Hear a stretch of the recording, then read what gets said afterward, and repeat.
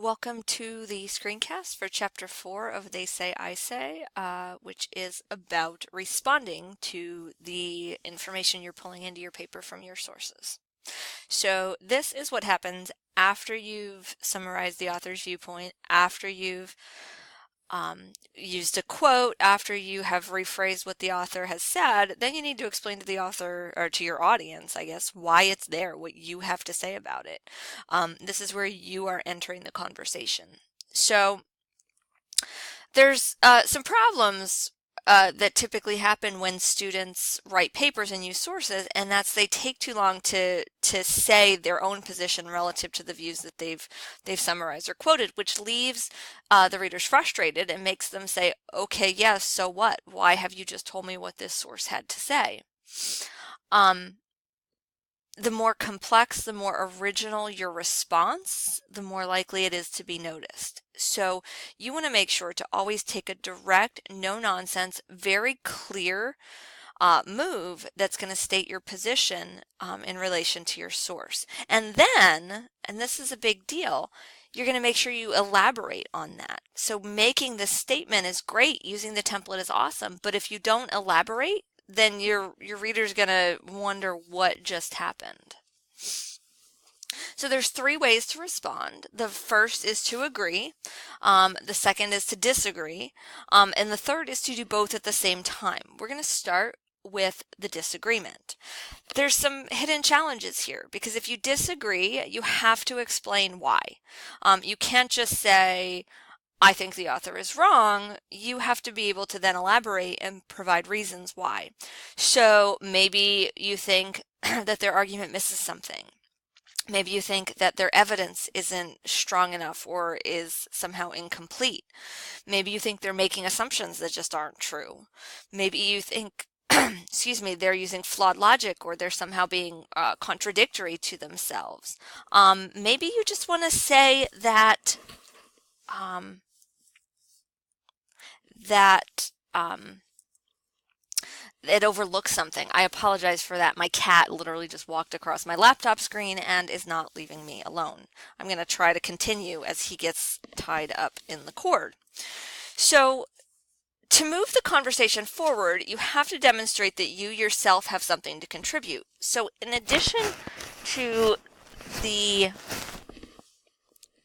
reasons on the previous slide that you might disagree, the author suggests two potential moves. One of them is the duh move, and that's where you might not disagree with his viewpoint, but you might disagree with the assumption that it's new or exciting information using a template that's agrees, but then basically says, "But we already knew that." You could also use the twist it move, in which you agree with the evidence, but you actually twist it to show that the evidence actually supports your own position. And we have an example of that. So this says that X argues for stricter gun control legislation, saying that the crime rate is on the rise and that we need to restrict the circulation of guns. I agree that the crime rate is on the rise, but that's precisely why I oppose stricter gun control legislation. We need to own guns to protect ourselves against criminals. So in effect, you're disagreeing with what the author had to say, even though you agree with his evidence. You're twisting it. It's always better to state our disagreements in really clear, although obviously fair and considerate ways, than to just pretend they don't exist. So often students only want to use sources that support what they have to say, and that's not really as effective as providing the whole conversation, which inevitably means you're going to have to find sources that you disagree with. Also keep in mind, there's usually no reason to take issue with every aspect of someone's views. You can agree with them on some things and disagree with them on other things, and that's perfectly reasonable. Second way to respond is to agree, but with a difference. And the difference is really important. You have to do more than just echo what they've already said. You have to bring something new to the table. You have to be a participant in this conversation. So maybe you point out some unnoticed evidence, maybe you cite some corroborating personal experience, maybe you provide an accessible translation.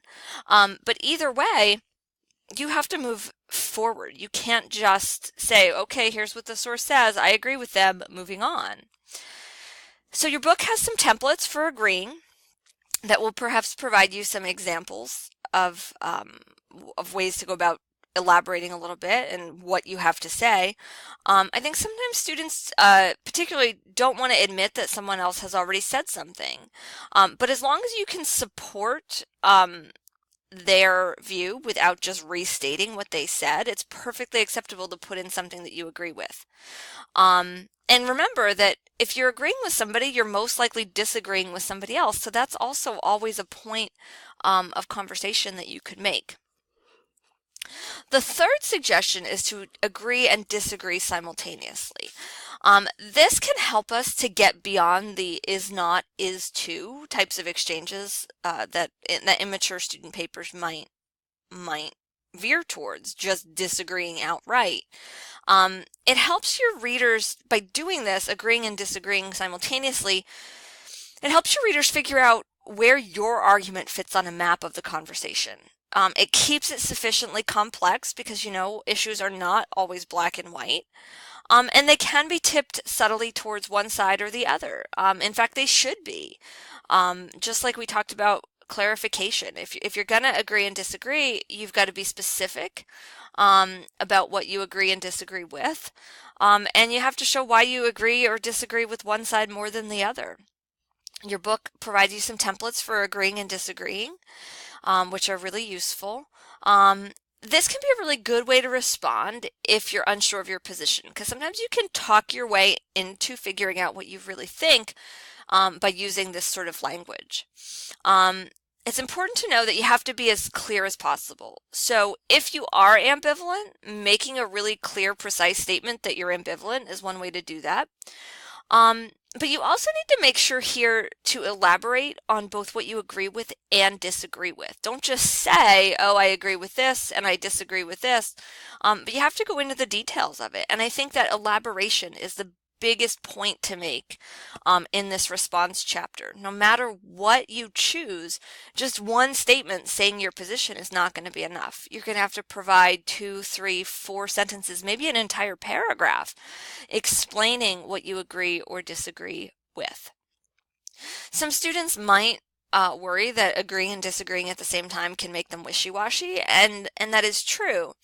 But if you do it correctly and you use the templates to explain what you're doing, or template-like language to show where you stand, and if you're elaborating and explaining yourself, it doesn't make you wishy-washy at all. In fact, it shows your complex thinking. Okay?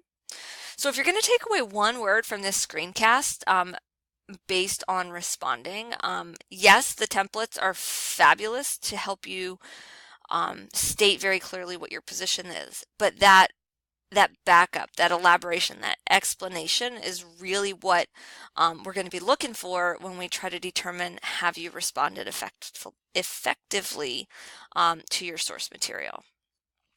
Thanks for watching this screencast on Chapter 4 of They Say, I Say.